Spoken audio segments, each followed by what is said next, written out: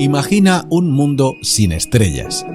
Los científicos han presentado un cálculo de 70 sextillones de estrellas, un 7 seguido de 22 ceros, que podemos ver en nuestros cielos desde la Tierra. Imagina ahora este planeta sin música. Música deriva del griego mousike, el arte de la musa, ya que los griegos asociaban poesía, danza y música como un todo, el arte inspirado por las musas, y melos, canción, se derivó en melodía, melodrama, melómano. La música es el orden del universo, decía Aristógenes mientras acariciaba su lira. Y sin dejar de imaginar, ¿piensa que no existieran los tomates? El tomate es una fruta de Centroamérica que sintetiza todos sus nutrientes gracias al sol, nuestra estrella. Hay un centenar de variedades. Está compuesto en un 90% por agua, que es la base de la vida en el planeta. Todos los nutrientes que aporta son fuente de salud para nuestro organismo y es imprescindible en las mejores salsas. Astrología, Música y Tomate es un podcast enviado por los dioses desde los cielos para iluminar con palabras la sabrosa melodía de nuestras vidas. Con la astróloga Cristina Ler y el locutólogo José Antonio Nieto. José Antonio, nos vemos otra vez. Aquí de nuevo, al ladito de tu alegría! fantástico río, que no sé si es río o Un arroyo. Es un arroyo, ¿no? Bueno, Un arroyo. Lilith, ¿qué tal le va la vida a Lilith? A Lili hace bastante que no la veo, no sé por qué. Hace por lo más de 2 semanas que no la escucho. Entonces no sé si se ha ido a otro árbol y se ha hecho un nido por otro lado o si no quiero pensar que le ha pasado algo, por supuesto. Bueno, pero no habrá sido el calor de estos días Es atrás. posible. Es posible. ¿Qué es eso? Ha espantado a los ingleses. No sé si has notado, porque Sí. debemos Bueno, decir que se ha ido nosotros poco. estamos en el sur de España. Eso es, la ola de calor que hemos tenido en esta parte del Ecuador ha hacia prevenido arriba. mucha gente de que venga este verano, es verdad. ¿Qué tal os ha ido del Ecuador hacia abajo, que habéis terminado ya vuestra etapa de frío? Exacto. ¿Cómo os va la primavera que está entrando? Contadnos algo. Según escucho, ha hecho calor en el medio del invierno, por ejemplo en Argentina, a mí estas cosas, y en Chile. O sea que raro este invierno en Sudamérica. ¿Esto tiene que ver algo con la era de Acuario o no? No, con el calentamiento del clima. En el episodio anterior, si lo escuchasteis, ¿alguien no lo escuchó? A ver, que levante la mano quien no lo haya escuchado, por favor. Ah, mira, todos, lo escucharon todos. Qué buena audiencia tenemos, Cristina. Son fantásticos. Recibimos vuestros mensajes, todos. No tenemos Patreon todavía. Todavía no. Pero ya vendrá. Sí. Recibimos todos los mensajes, los positivos y los negativos también. Y contestamos todos. Sí. Bueno, a veces. Todos. Lo que pasa es que vamos un poco retraso porque ya cada vez son más. Decía que en el episodio anterior estuvimos perfilando cómo es el trabajo del terapeuta, de la terapeuta que trabaja la astrología psicológica. Es el caso de Cristina Ler, que es nuestra astróloga y que es además la directora del programa. Y estuvimos dando las pinceladas de cuáles son los pasos desde que se forma un astrólogo o astróloga, desde y que se lanza, ¿verdad? Se lanza a montar su propia exacto. consulta. Hablamos de algunos casos de tus propias alumnas y alumnos que ya están dando sus primeras consultas, ofreciendo sus primeros trabajos de terapia y cuáles son los pros y los contras que tiene la profesión. También estuvimos hablando, por recordar muy rápidamente, tus comienzos en el mundo analógico, yendo a clase de forma intensa para formarte al mismo tiempo como terapeuta, siendo psicoanalizada y analizando psicológicamente para tener el completo y mantener un equilibrio dentro de tu trabajo. Y en el podcast de hoy, número 23 de Astrología, Música y Tomate, vamos a entrar de lleno en la segunda parte de nuestra astrología arquetípica, los arquetipos. Y nos vamos a poner en marcha desde el punto de vista profesional y terapéutico de Carl Gustav Jung, que nació en 1875 en Suiza y falleció en 1961 también en Suiza. Él es el fundador de la Escuela de Psicología Analítica y Cristina Ler es astróloga psicológica. astrología psicológica, astrología arquetípica. Los arquetipos que forman parte del ancestro humano están muy bien reflejados en algunos de los libros de Carl Gustav Jung, que es la razón por la que lo traemos a este podcast en el día de hoy.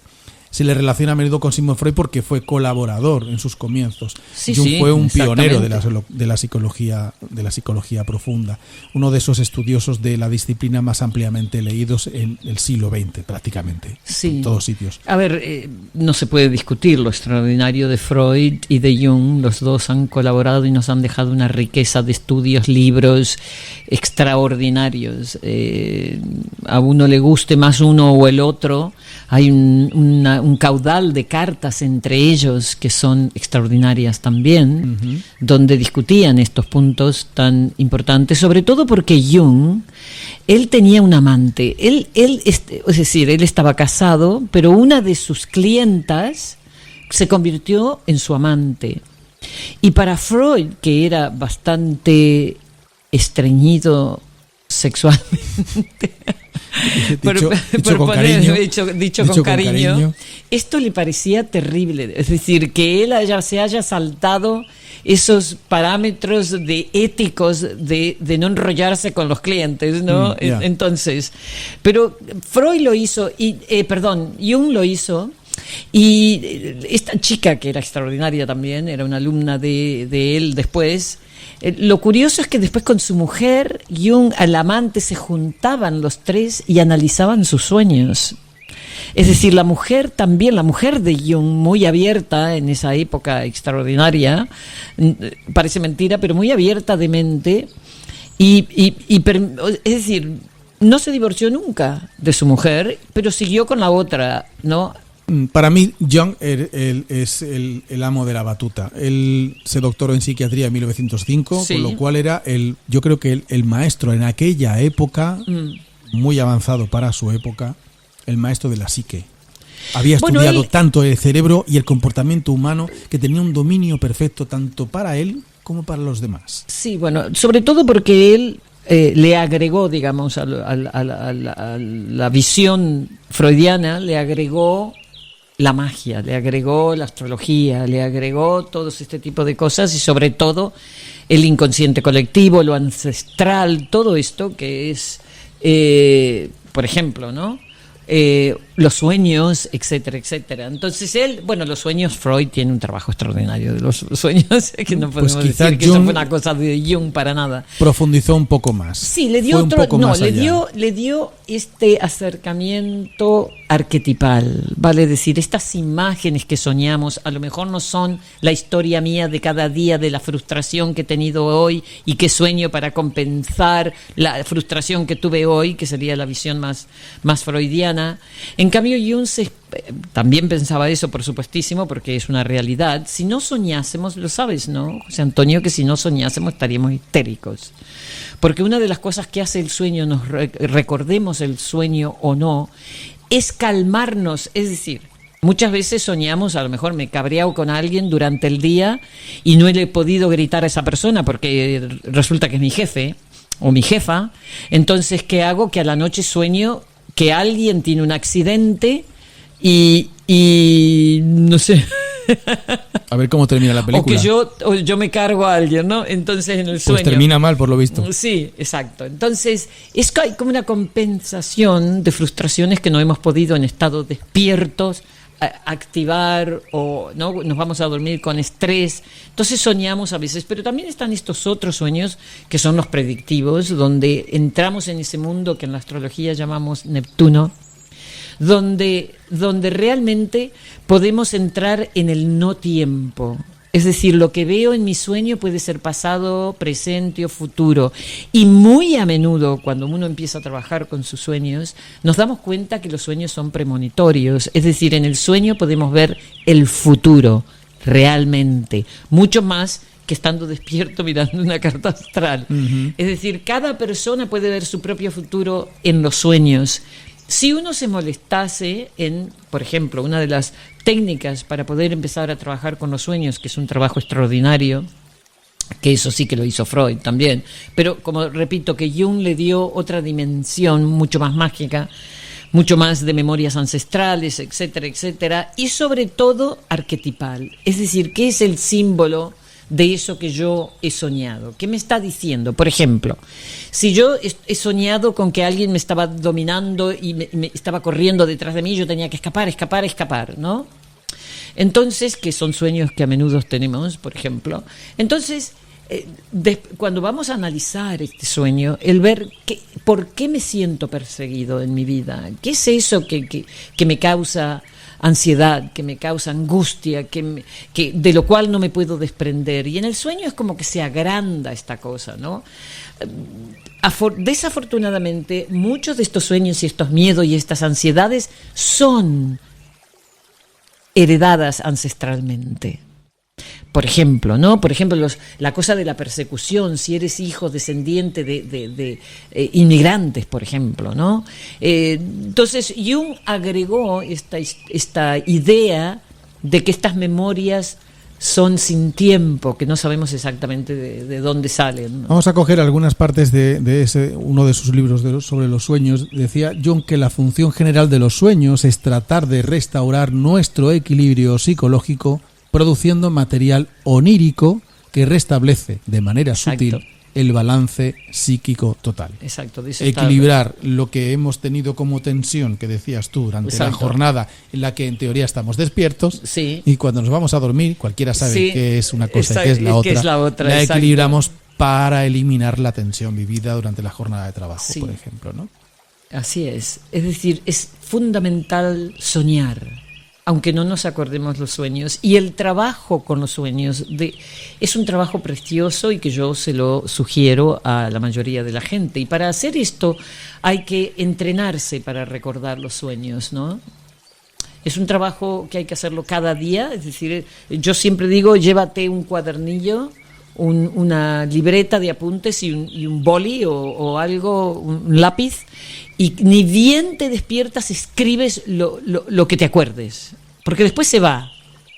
Y así te vas entrenando a tu propia memoria, a retener el sueño y entender para después poder analizar qué fue eso que soñé, ¿no? Y es cierto que los sueños a veces pueden anunciar ciertas situaciones mucho antes de que realmente sucedan. Bueno, es lo que he dicho, son predictivos, absolutamente. La gente que escribe sus diarios, por ejemplo, ¿no?, lo pueden comprobar, porque si tú escribes tus sueños, entonces después puedes volver para atrás y decir, mira, esto que pasó fue justo lo que soñé hace 2 o 3 meses, o fue lo que soñé hace una semana, o entonces se puede comprobar. Estos son trabajos profundos que son muy concretos y se pueden hacer, todo el mundo los puede hacer. En la astrología, cuando veis la carta natal, la carta astral, coincide, por ejemplo, con la percepción de Jung que muchas crisis en la vida suceden tras una larga historia inconsciente. No hemos sido conscientes de que hay una trayectoria que nos lleva a un determinado punto de ruptura, de no puedo más. Por ejemplo, Quirón, este magnífico símbolo de un centauro que es no se sabe lo que es, no es un asteroide, es un cometa, son unas rocas que entran del Kuiper Belt, ¿no?, del cinturón de Kuiper, y entran estos en particular, que se llamaron centauros, entran desde la parte plutonina, digamos, desde más allá de Plutón, y entran hasta Saturno. Y entonces, y vuelven. Uh-huh. Nunca llegan más cerca al Sol que desde Saturno. Entonces Quirón, por ejemplo, hace su órbita entre Saturno y Urano.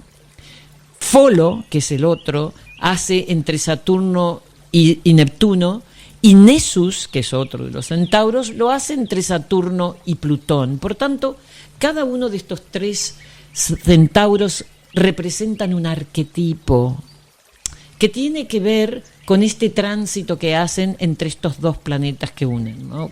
Sirven de puente, digamos, entre estos planetas. Vale, ahora necesito, por favor, que nos identifiques muy bien qué es eso del arquetipo y cómo lo colocamos dentro del segmento astrológico para que tenga sentido en tu consulta, en la terapia que tú desarrollas con tus clientes. Bueno, los arquetipos realmente son como conceptos, como imágenes, símbolos universales, es decir, que todos entendemos consciente o inconscientemente lo que son. ¿En cualquier idioma? En cualquier idioma. ¿En cualquier país? En cualquier país. Si yo digo madre, madre es madre. Da igual en qué idioma lo digas. En qué idioma lo digas. Y todos entendemos lo que representa madre. Entonces esa palabra, una cosa es madre, lo otro es la gran madre, ¿no? Y lo otro es el concepto. Entonces podemos hablar del arquetipo de se supone que es la cuidadora, la que te amamanta, la que te da vida. Todo eso es el arquetipo de la madre. El padre, que debería, bueno, en teoría es el que provee, el que protege a la familia. Entonces estamos hablando de estos arquetipos, y si decimos padre, en la mayoría de las culturas y los mitos se entiende lo que estamos diciendo. Ya con padre podemos ir, como lo utilizamos bastante en la astrología y lo relacionamos con Saturno, se puede expandir un poco hacia la autoridad.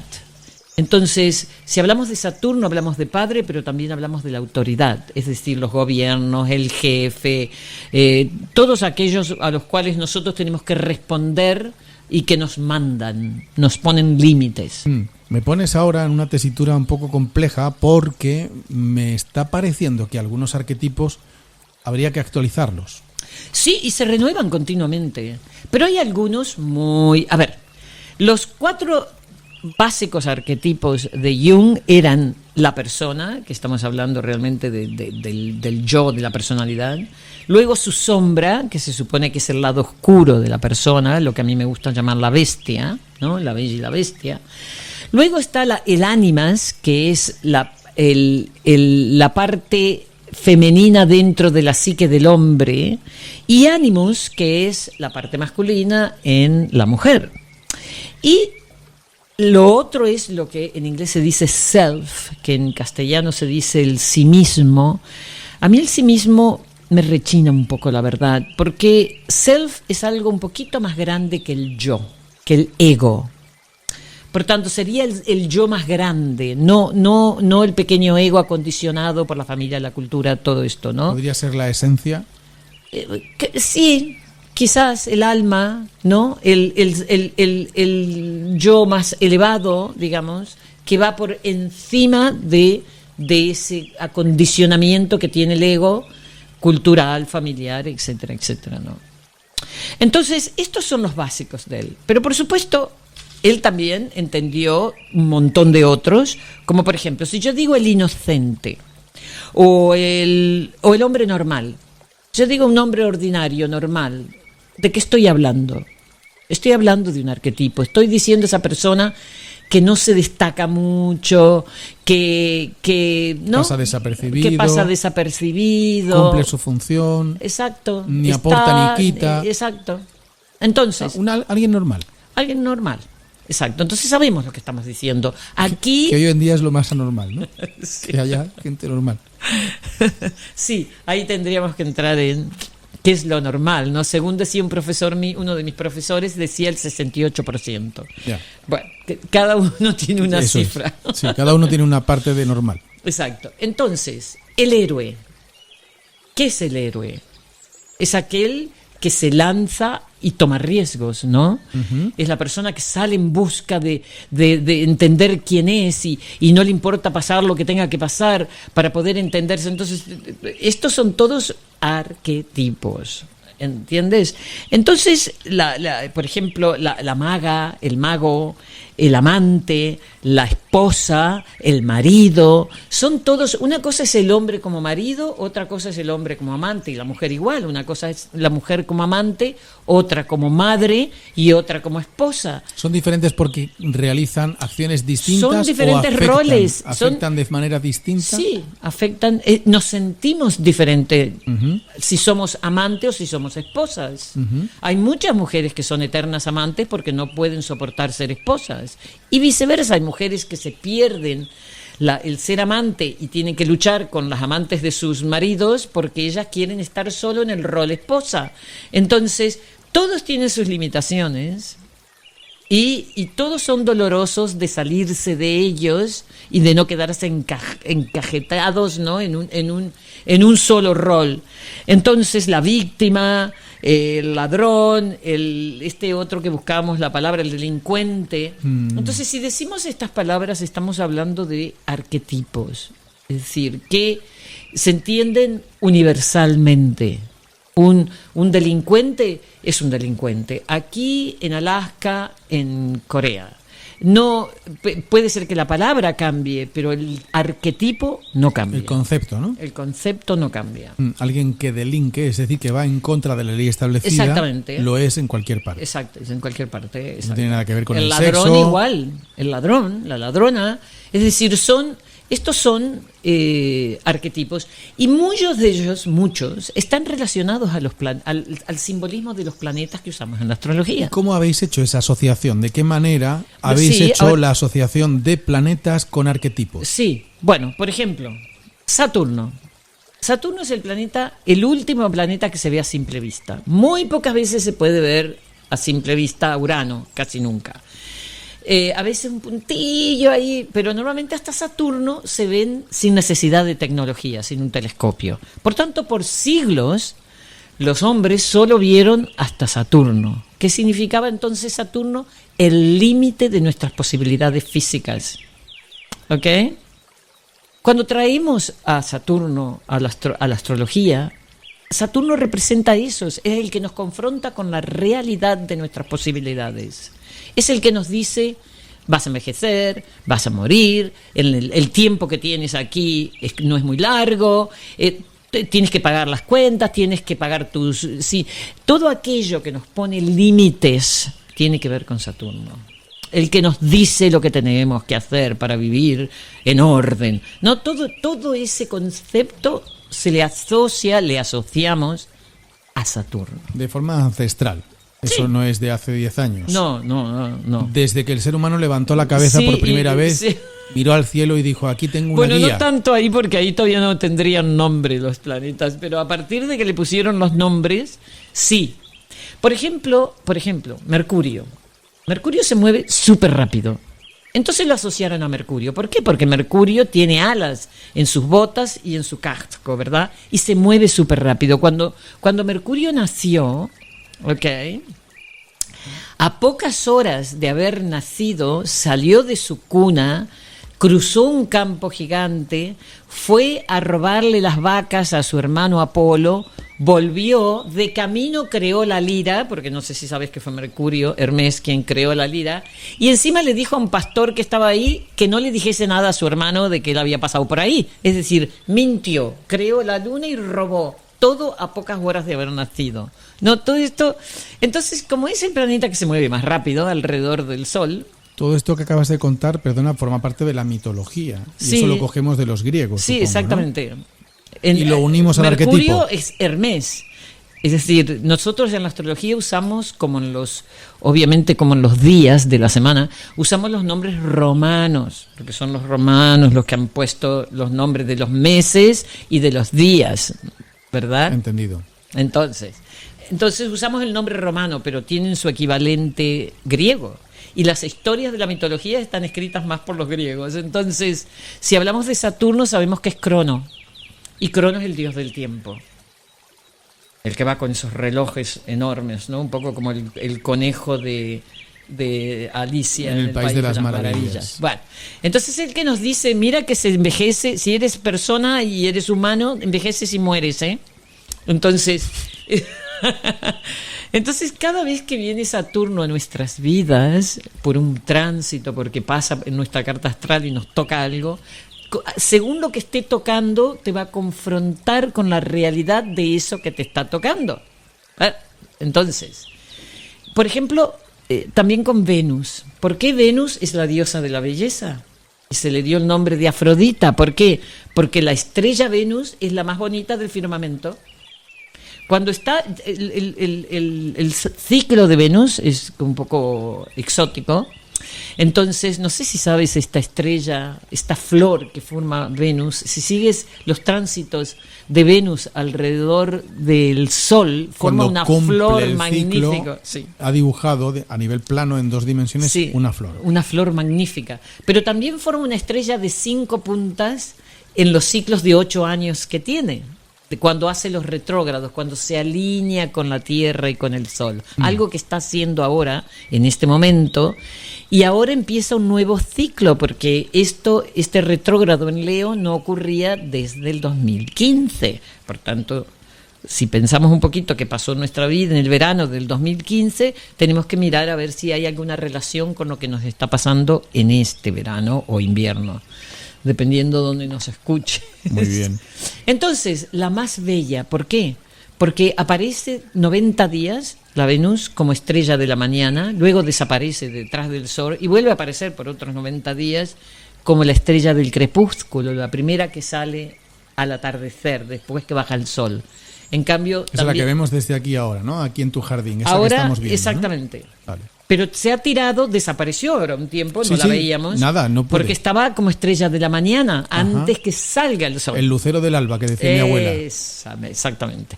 Entonces, es una estrella bellísima. Entonces asocian a la Venus, a Afrodita, la diosa de la belleza, con esta estrella. Cuando unís en astrología los arquetipos, la mitología y la situación planetaria, entonces si tenéis un montón de herramientas que bien utilizadas os sirven en terapia para interpretar la situación. Lo que nos está pasando. Por tanto ejemplo, a vosotros como astrólogos en terapia, como a nosotros supuesto, como clientes vuestros. Por supuesto. Y la herramienta es la carta natal de la que hablamos en el podcast anterior. Si no lo has escuchado, es momento de cogerte el episodio número 22 y empapártelo enterito, que no tiene desperdicio ninguno. Pero volviendo a los arquetipos, ¿cuál de ellos es el que más recurrente veis los astrólogos en las cartas? Todos. ¿Lo veis todos? Todos. Están todos, siempre todos. Bueno, los que están asociados a los planetas, a ver, todo depende de cuántos planetas usamos nosotros. Yo, como uso los asteroides, uso más planetas que la gente que usa solo los planetas hasta Neptuno. Con lo cual tu interpretación de esos datos es mayor. Más amplio, más amplio. Más riqueza de matices. Sí, exactamente, con más matices. Por ejemplo, Marte. Fíjate que Marte es el planeta rojo. ¿Cuándo empezaron a ver que era rojo? Sin embargo, le pusieron el nombre del guerrero, no del que va y mata y saca mucha sangre y todo esto, ¿no? Y es curioso que la gente que tiene Marte en el ascendente muy a menudo tiene una complexión en la cara muy rojiza o el pelo rojo. Son pelirrojos, por ejemplo, ¿no? Entonces, en mucha ocasión, por ejemplo, uno que tiene Marte en el ascendente era Clinton y Trump. Mírale la cara a Trump. La tiene siempre como enrojecida, ¿no? Y Clinton también. Eso es un Marte en el ascendente. Entonces, ¿qué es Marte y el color rojo? La ira. Cuando uno está enojado, se pone rojo, ¿verdad? De la ira. Clinton se ponía rojo de otra cosa.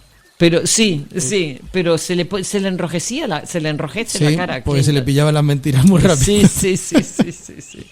Pero tiene que ver con esto, con la ira, ¿no, Marte? Y Trump se pasa la vida irascible, completamente irascible. Sí. Pero vive la defensa. Sí, él está en estado soldado todo el tiempo. Pero hace de ello un negocio. Sí, claro. Ya ha sacado camisetas con su cara una vez detenido. Sí. Una cosa es impresionante. Hace negocio con cualquier cosa, incluso con su propia detención. Sí, con su familia lo hizo. Le hizo perder todos los negocios a su hija, o sea que por eso la hija no aparece más. Porque la hija tenía un negocio interesante, un imperio montado de bolsos y zapatos, en muchos que se lo cerraron a todos por ser la hija de él. O sea, por ejemplo, Plutón se le llama el fontanero cósmico. ¿Mande? Exacto. Fontanero en Latinoamérica se dice plomero. ¿No? Porque muchas veces los tubos y los caños eran en sus orígenes. Exactamente. Entonces, ¿por qué? Porque ¿qué hace el fontanero? ¿Con qué es lo que está haciendo? Limpiando cañerías que normalmente están llenas de... Siguiente pregunta. Exacto. Entonces, Plutón hace un poco esto. Así como Saturno nos confronta con las cosas que estamos obligados a hacer, como es pagar la renta, pagar lo que sea que tenemos que pagar, la electricidad, sí, pasa de soslayo por ahí, por favor, sigue hacia adelante. Entonces Plutón viene y nos muestra la bestia interna, nos muestra lo que huele fatal, ¿no? dentro de nuestra psique. Normalmente es aquello que no queremos mirar. Normalmente, por eso hablamos de Plutón como el dios del submundo. No es el dios del submundo, es el submundo. Plutón es el submundo, que se llamaba Hades, que es el nombre griego de Plutón. Y entonces nos confronta con todo lo que tenga que ver con el submundo, entre otras cosas la muerte. La enfermedad. No necesariamente. El proceso de la enfermedad es diferente. Este tiene que ver con la muerte, con el soltar el cuerpo, el soltar una relación. Tiene que ver con el poder. Los políticos, los juegos de poder es una cosa plutoniana. Y encima tiene que ver con una historia extraordinaria que ya le hemos contado muchas veces, que es lo de Perséfone. Fue quien raptó a Perséfone. Pero entonces, en esa historia, que es una historia tan maravillosa que la podemos analizar en casi todos varios los podcasts. Sí, porque la podemos ver de diferentes formas. Por ejemplo, una de las formas para verla desde el punto de vista de él, por ejemplo, Plutón nos confronta que la inocencia lo atrae. ¿Ok? Entonces la inocencia no es esa cosa tan fantástica, sino que atrae la violencia de Plutón. ¿Cómo? Si Perséfone en su inocencia no hubiese ido ahí a donde estaba la flor del narciso, que su madre le dijo que no vaya, y ella fue porque era inocente, ella no hubiese sido violada ni raptada por Plutón. Por tanto, es su inocencia que provoca ese acto tan violento que es el del rapto. Tú puedes ver, te voy a hacer una pregunta un poco compleja. Espero que como no lo teníamos preparado en el guión, no me lo tengas en cuenta. ¿Tú puedes ver en una carta natal, en una carta astral, si alguien tiene tendencia a la pederastia, por esto que estás contando? ¿La atracción a la inocencia? De una sí, forma? Sí, absolutamente, sí. Sí. Pero aunque te parezca mentira, eso muchas veces tiene que ver con Mercurio. ¿Por qué? Porque Mercurio es el eterno joven, es el Peter Pan. Entonces, la persona que muy mercuriana, es posible que le atraiga siempre lo joven. Y si tiene, por ejemplo, a Mercurio con Marte, que nunca pensarías que esa combinación pueda ser un pederasta, sí que podría hacerlo. Pero por supuesto que Plutón tiene que ver, porque el pederasta se tiene que esconder. Y con Plutón es todo aquello que escondemos de los demás y de nosotros mismos. Es lo que metemos por debajo de la alfombra. Entonces llega Plutón y te lo saca de abajo de la alfombra y te dice, ¡ala, mira! Entonces ahí, ¿no? Ahora, por ejemplo, fíjate, Plutón ha estado en Capricornio, todavía está ahí entrando y saliendo, desde el 2008.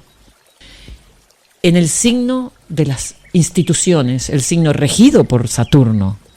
Las instituciones que nos ponen orden, nos dan las leyes, etcétera, etcétera. ¿Qué es lo que ha hecho Plutón desde el 2008 hasta ahora? Nos ha desencantado completamente de las instituciones, nos ha mostrado la corrupción de todos los políticos de cualquier país. Entonces, esa ilusión que teníamos antes de Plutón en Capricornio, ¿ok? Por ejemplo, empezó con la caída de los Lehman Brothers. ¿Te acuerdas? Perfectamente. Bien. Entonces, ¿qué pasó? De repente estas instituciones donde la gente les daba su dinero para que lo inviertan incondicionalmente, se dan cuenta que les podía pasar lo que les pasó. Lo mismo pasó con Madoff, ¿no? Lo mismo, la gente en Nueva York que no invertía con Madoff eran como nadie, entre los ricos, claro está. Sí. Y después se dan cuenta de que ahí había una corrupción absoluta y que todo se derrumbó. Por tanto, nos ha dejado con un desencanto, con una falta de esperanza sobre los políticos que es terrorífico. Sobre las instituciones en general. En general. No solamente los políticos, sí, que son los que identificamos totalmente de forma humana con las instituciones. Sí, lo que pasa en la seguridad social, lo que pasa... A eso iba. Por supuesto. Incluso el trabajo de los propios funcionarios se ha visto afectado. Ya no respetamos ni siquiera la autoridad. Exacto. Estamos viendo algunas imágenes en algunos informativos como personas que están infringiendo una ley que hemos aprobado todos, la que sea, se enfrenta directamente a la policía. Sí. No hay ningún tipo de respeto. Entonces hay esta desilusión que es es peligrosísima, porque el desencanto que hay crea todas estas historias de conspiraciones y encima crea una desidia, este maldito decir, ¿para qué molestarse en hacer algo si total se lo roban todos esta élite, que nadie sabe muy bien quiénes son, la élite fantasma le llamo yo, ¿no? Entonces, todo esto lo ha hecho ese paso de Plutón por Capricornio. En la época hay una película muy bonita sobre Jackie Onassis, que lo hace la Natalie Portman, hace de Jackie Onassis, donde es sobre todo el asesinato de Kennedy, ¿no? Entonces a ella al final le preguntan si ella cree que esos ideales que ella pensaba que su marido había buscado o lo que fuera, que con toda la crítica que había habido después de la muerte, ¿no? Cuando empiezan a criticar a Kennedy, a su hermano y a todo, es así, pero al final eran esto y aquello, y Vietnam y todo, ¿no? A ella la confrontan con esto y ella dice, sí, está eso, dice, pero también estaba Camelot. Y Camelot no va a volver en la política, dice ella, ¿no? Refiriéndose a que ese sueño de Camelot, de una autoridad honesta, íntegra, ética, que inspira a sus caballeros, valores, principios, que todo eso se desplomaba. Y Capricornio, Plutón en Capricornio hizo que se desplome. Ya nos está avisando aquí nuestro querido director de control que es momento de hacer una pequeña pausa para al regreso encaminarnos en la recta final de los arquetipos, de hablar de nuevo de los sueños, que trabajó muy bien Gustav Jung, con el que hemos comenzado este episodio de hoy, pero es momento de que pongamos un poco de sonido. Y a propósito de Saturno, voy a poner una canción así de jazz un poquito más clásica. Ah, pero hoy la pones tú incluso. Sí, hoy porque no le he dicho a Jorge que se vaya.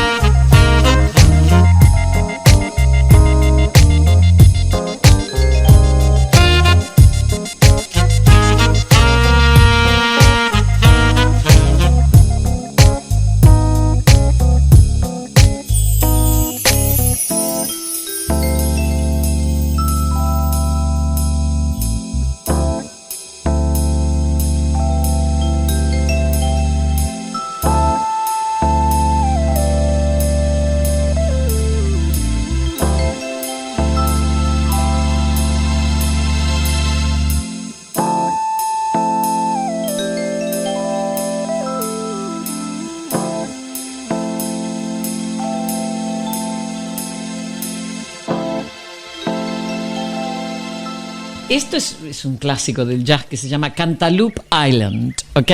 Pero hay tantas versiones, si te metes en Spotify o en YouTube y pones esto, Cantaloupe Island, van a salir miles de versiones. Esta en particular era de DJ Cam Quartet.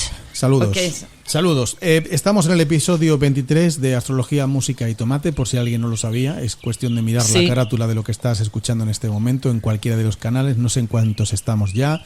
Esto empezó hace ya mucho tiempo y ya tenemos 23 episodios. Uno cada 15 días. Lo digo por si te acabas de incorporar. ¿Todavía no has dado al like? Pues no sabes cómo ayuda. Exacto. Y no se lo has contado a tu prima o a tu primo, que pues también nos ayudaría. Así que si los recomiendas y reenvías el enlace a tus amigos, sería genial, ¿no? Bueno, hay más gente que quiero decir que no te cuesta nada. No, exacto. Y puede sorprender a la gente, porque hay mucha más gente que está interesada por la astrología hoy en día, afortunadamente, de lo que uno piensa. Y luego hay otro dato. Este dato nos lo da el control, que dice que hay un 63% que no se escucha, que no son suscriptores, que no se han suscrito al canal. Nos escuchan, pero no se suscriben. Entonces, ¿qué ocurre? Que te pierdes el próximo episodio porque nadie te va a avisar. Exacto. ¿Y si el próximo episodio es el que estás esperando, que vibra con lo que te está pasando a ti en este momento en tu vida y te quedas sin enterarte? Por ejemplo, yo que tú me suscribiría, que tampoco te cuesta nada. Y también comentar, es importante que nos deis vuestra opinión, si os gustamos y si no, igual. Nosotros podemos con los haters, ¿no? Y con la gente, hay que decirlo dulcemente, en vez de decirlo con mala onda, decirlo... Pues es que nosotros no nos metemos en ningún jardín muy complejo, es decir, todavía está por ver cualquiera de los episodios o por escuchar en el que hayamos criticado a alguien, insultado a alguien, justificado alguna acción de algo que haya sido negativo. Sí, solo el Trump un poco. Pero muy poco. Además, él solito ya se mete en jardines, no hace falta que lo ayudemos. No necesita nuestra ayuda, eso está claro. Y tampoco nos complicamos la vida con temas de actualidad. Tampoco estamos marcando cuáles son los hitos en los que tienes que fijarte para estar un poco mejor, para estar un poco más equilibrado, equilibrada. Lo que sí estamos claramente indicándote es, y será el tomate del episodio de hoy, que la astrología es una metodología que te puede ayudar muchísimo y vamos a seguir descubriendo cómo. En el episodio de hoy estamos hablando de los arquetipos. Hemos iniciado con la trayectoria que marcó la dilatada experiencia del doctor en psiquiatría Carl Gustav Jung.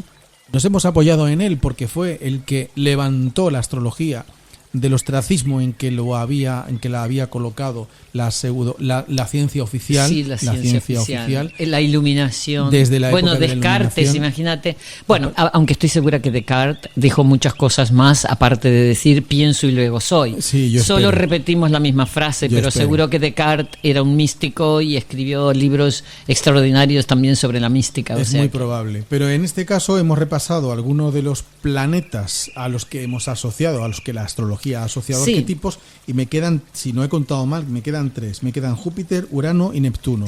¿Nos hablas de ellos, por favor? Luego creo que hay uno más, pero luego lo contamos. Bueno, Júpiter obviamente es el dios de los dioses.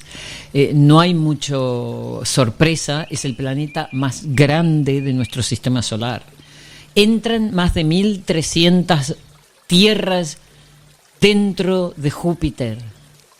El diámetro de Júpiter son más de 11 tierras. Entonces, no podemos ni imaginarlo siquiera. Entonces es el máximo dios de los dioses, por tanto lo atribuyen a Zeus, que es Júpiter para los romanos. Zeus. Entonces, ¿qué pasaba con Zeus? Era tremendamente infiel, se había casado con su hermana, es decir, su mujer era su hermana. Le era infiel constantemente, se disfrazaba de diferentes cosas para engañar, de lluvia de oro, en cisne, en humo, o sea, él se convertía en todas estas cosas, en vaca, ¿no? A Europa la sedujo convirtiéndose en un toro. Entonces él tiene esta facilidad para cambiar de personalidad, para adaptarse a la que quiere seducir, Esto tiene bastante que ver con Sagitario y con que es el signo que rige Júpiter, ¿no? Y Júpiter realmente es súper justo. Realmente Júpiter y Saturno son los dos planetas que relacionamos con lo social, es decir, los que nos estipulan las leyes, el entorno social, el maquillaje social en el que nos movemos, están definidos por estos dos.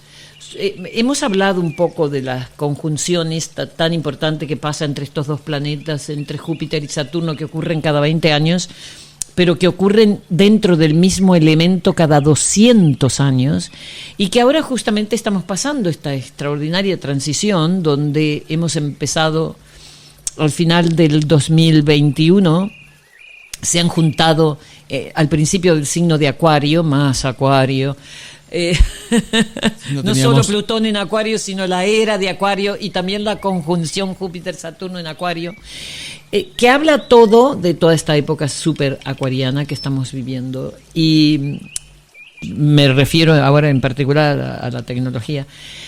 Y el tema de que Júpiter nos da las leyes, nos da los ideales, nos da nuestro contacto con la mejor parte del ser humano, es decir, la luz, ¿no? De hecho que él reina en el cielo y su hermano Hades reina en el submundo, ¿no? Entonces él es la justicia, la integridad humana. Él, a pesar de que era infiel, era muy justo y cuidaba de los hijos que producía, porque producía hijos con todas las mujeres con las que tenía affairs.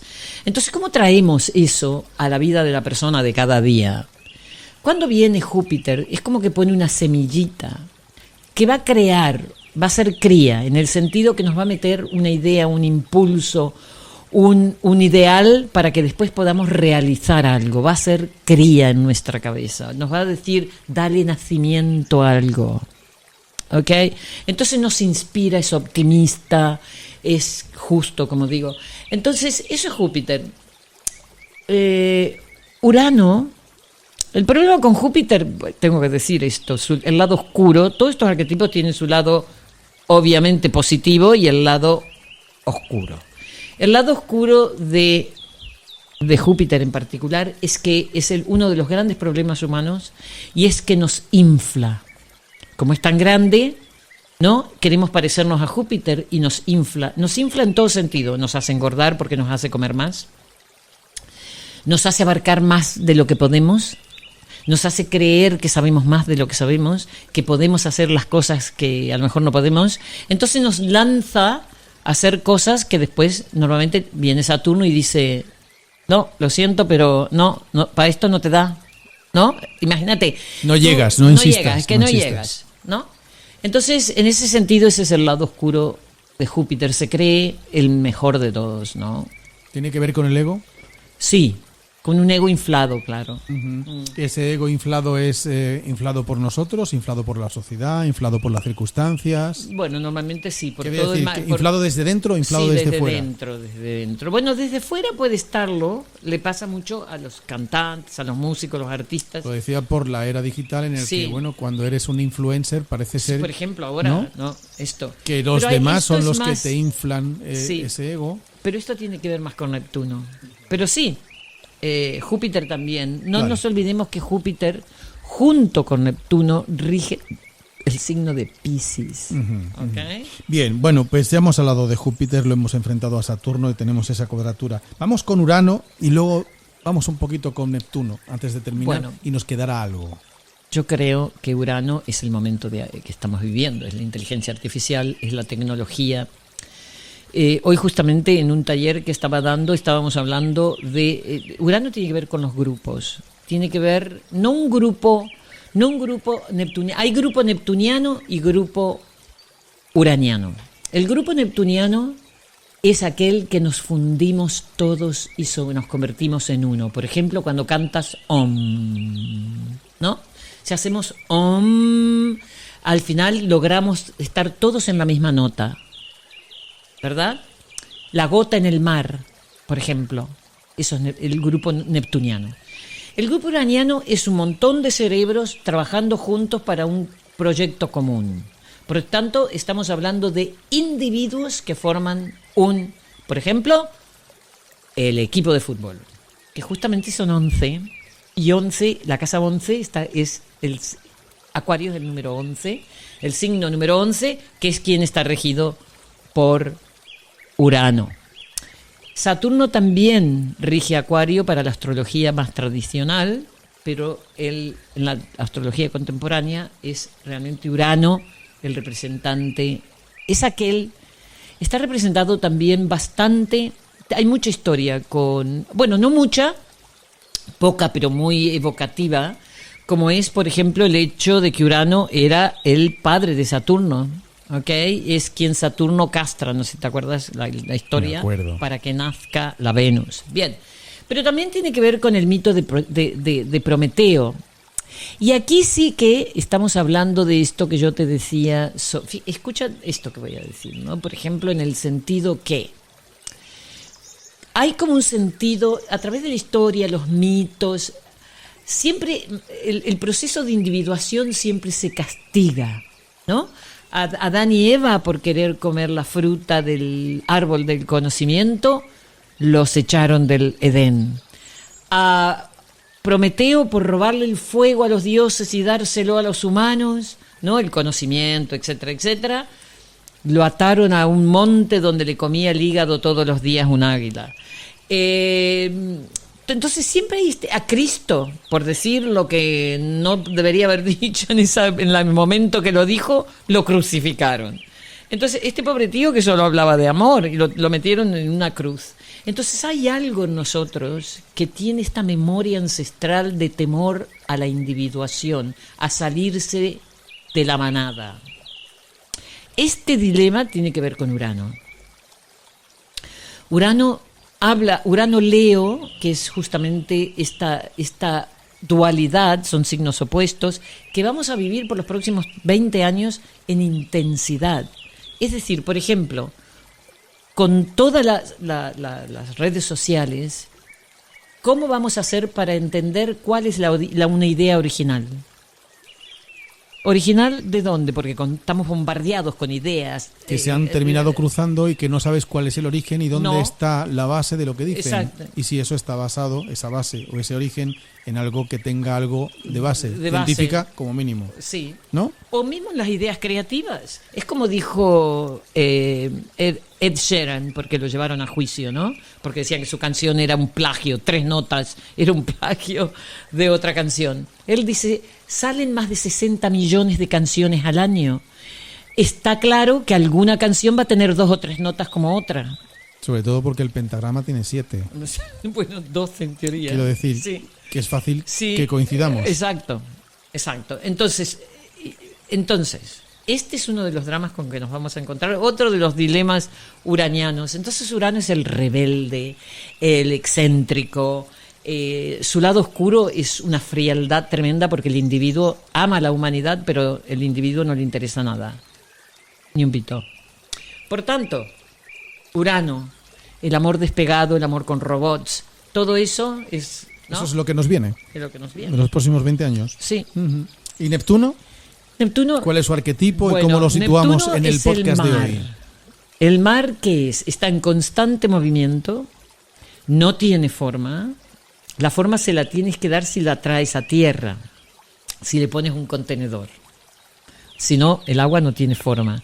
Está en continuo movimiento, está hecho de muchas gotas, pero la gota es insignificante en el océano.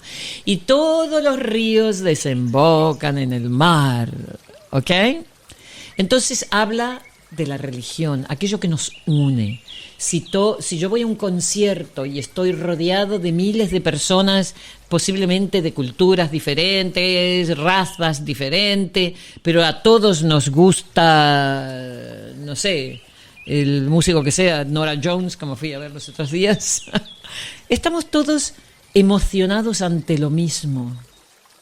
Entonces, ese es el trabajo de Urano, nos separa, Neptuno nos junta, nos dice, hay algo en lo humano que todos compartimos.